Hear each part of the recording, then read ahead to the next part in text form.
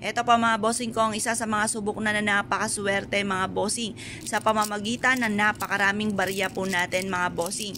Ito po, huwag kayong magpapawala ng ganito sa inyo pong tahanan. Maraming barya, mas maraming blessing na darating mga bossing. Ngayon pa mga bossing, tuturuan ko pa po kayo para magtuloy-tuloy ang flow ng swerte sa pamamagitan ng napakalinis na tubig para mas maging masagana ang pamumuhay. Nakakala mo tubig na umaagos ng walang humpay ang kaswertehan po sa inyo pong buong pamilya mga bossing. Ito po yung mabisang pantaboy ng mga kamalasan at panghatak ng napakaraming kaswertehan mga bossing. Basta positive ka lamang habang ginagawa nyo po ito mga bossing. Mula sa puso ang pagwi-wish, taimtim na panalangin, walang imposible mga bossing kapag po kayo ay gumawa ng ganitong mga pamamaraan. Ang gagawin nyo lamang, hugasan yung magaling ang ating pong mga barya mga bossing. At kapag po ito'y natuyo na, hayaan nyo siyang kusang matuyo sa liwanag ng sinag ng araw sa umaga. Gawin nyo po ito ng alas 7 para masungkit ang swerte hanggang alas 8 ng pagbibilad mga bossing. Kasi ang liwanag ng sinag ng araw ay bitamina sa ating balat at nakakatulong pa na maka-attract ng swerte mga bossing. Kasi ang liwanag ng sinag ng araw, pataas ang araw at ang sunod ay liwanag, tagumpay, kasagutan sa mga problema mga bossing. Sa gabi naman mga bossing ko, lalo na't pahapon, huwag kang gagawa mga bossing dahil hindi po yan swerte. Pero napakainam na bago ka matulog ay meron ka nang nagawang ganito mga bossing. Ngayon pa mga bossing, ang gagawin nyo lamang mga bossing ko ay magwi-wish ka.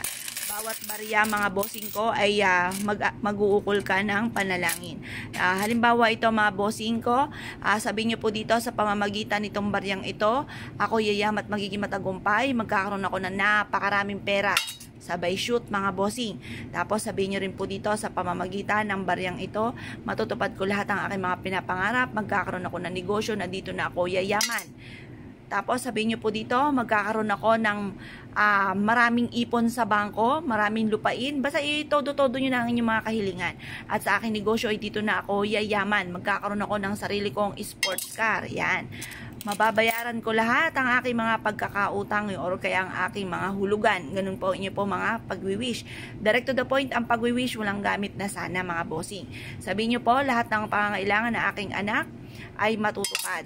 Tapos sabihin nyo po dito, maliligtas kami na aking buong pamilya sa anumang kapahamakan at magkakaroon kami na napakahabang buhay. Yan, itotodo nyo na ang inyong kahilingan. Lahat na po i-wish po ninyo, huwag ka nang mahiya pa. Tapos huwag kang gagamit na sana kapag ikaw ay nagwi-wish. Walang imposible sa mga taong masisipag at naniniwala na magiging matagumpay sa buhay. Na hindi laging ganyan ang takbo ng pamumuhay. Walang imposible mga bossing. Ngayon pa mga bossing, subukan nyo po itong gawin ng may positibong pananaw para gumana ang ating law of attraction. Kung anong ating iniisip, anong salita, ay niyan po'y magaganap mga bossing. Ngayon pa mga bossing, kung ikaw ay naniniwala at naisip po itong gawin, ay siya. Good luck po sa iyo po lahat.